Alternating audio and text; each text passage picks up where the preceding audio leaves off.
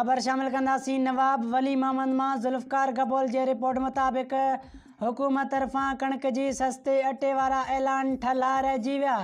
हुकूमत तरफ़ां 65 रुपया कणिक जे अटे वारे ऐलान ते को बि अमल न थी सघियो आहे।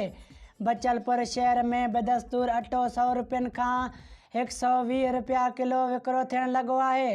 ग़रीब ऐं मिस्कीन ॾिहाड़ीदार तबिके जो सस्तो मानी गिरह खाइण वारो ख़वाब चिकनाचूर बचलपुर वासियुनि खे हुकूमत ऐलान मुताबिक़ को बि रिलीफ न मिली सघियो आहे।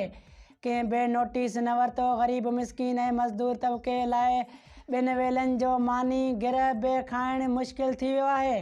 असिस्टेंट कमिश्नर ऐं मुख़्तियार कार खां मुआमिले जो नोटिस वठी सस्तो अटो वारी हुकूमत ऐलान ते अमल कराइण जो मुतालबो करे छॾियो आहे।